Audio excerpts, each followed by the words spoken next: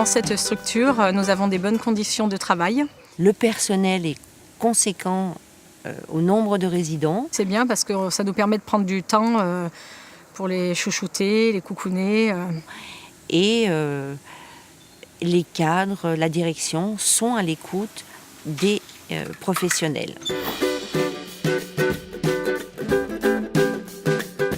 Je suis là que depuis le mois de décembre et en tant que remplaçante, donc voilà. Au niveau des remplaçantes, des fois qui ne sont pas formées, donc c'est à nous à les former, donc des fois c'est pas toujours très facile.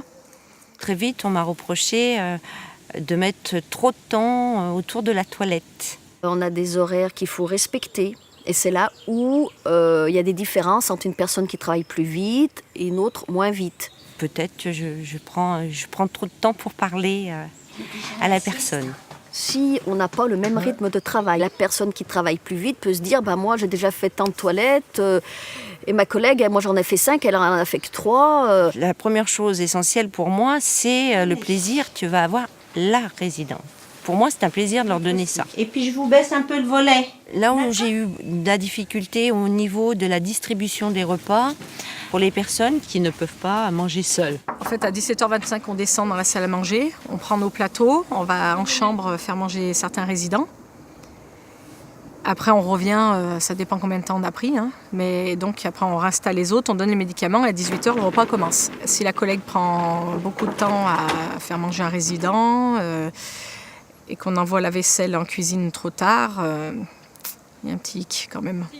Donc c'est un peu stressant et moi je ne suis pas pour précipiter le repas et en laisser la moitié parce que c'est trop long. On a certaines techniques, déjà il faut bien connaître le résident, ses habitudes alimentaires. Mais je comprends qu'il y a des personnes qui arrivent, qui ne vont pas oser, je ne veux pas dire forcer, c'est pas ça, mais aller un peu plus vite parce qu'elle pense que ça ne se fait pas. Les personnes qui travaillent lentes, on va dire qu'elles travaillent bien. Et les personnes qui travaillent vite, on va dire qu'elles travaillent mal. Donc non, moi je ne suis pas tout à fait d'accord, parce que déjà ça vient de notre tempérament, notre personnalité, et puis de la technique qu'on a apprise déjà. Donc je ne pense pas qu'en faisant manger rapidement un résident, le travail soit mal fait. Je vais vous enlever votre serviette. Oui. Je sentais que ça gênait, ça dérangeait, ça perturbait un peu le groupe et que certaines personnes ne venaient pas me le dire directement, mais les bruits de couloir, ça existe toujours. Je pense que oui, on peut être jugé si on travaille plus lentement. Qu'est-ce qu'elle fait ? Elle n'en est que là. On n'a pas envie de travailler avec elle, elle est trop lente, on fait son travail à sa place. Il y en a marre, elle prend trop de temps. C'est sûr, c'est plus facile de s'intégrer dans une équipe si on travaille vite. Étant donné qu'on travaille avec la montre, ça c'est clair.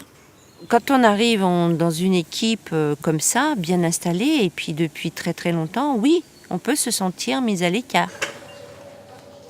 Le soir, à partir du repas, il y a un poste où il y a besoin que d'un agent, faire manger une table avec des résidents.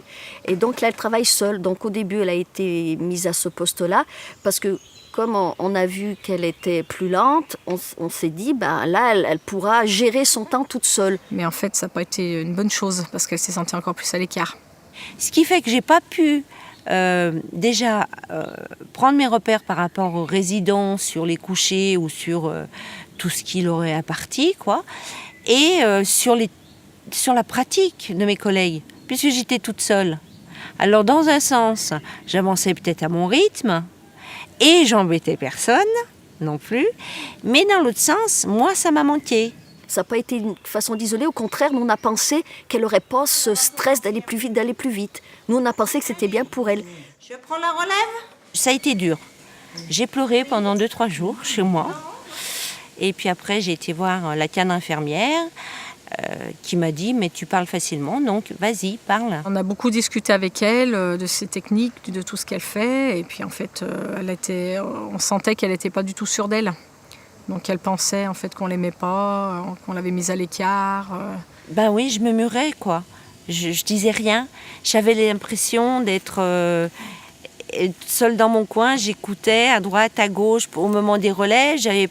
J'osais pas donner mon avis. C'est vrai qu'avec le recul, oui, je me dis qu'on n'a peut-être pas été tendre avec elle. J'ai vu quelques collègues qui sont venus me demander fais-moi voir comment tu travailles ou Voilà, pour voir quels sont les points à améliorer dans une institution de personnes âgées avec un cadre bien défini. Donc maintenant, en fait, quand elle remplace vraiment la personne qui est absente, c'est-à-dire elle tourne avec nous. De toute façon, il faut qu'il y ait une harmonie dans l'équipe pour que les résidents se sentent bien, parce que les résidents perçoivent, dès qu'il y a un souci, elles ont une sensibilité, qu'elles perçoivent ça. Et puis quelquefois on parle fort, on ne se rend pas compte, les résidents entendent, enfin bon voilà.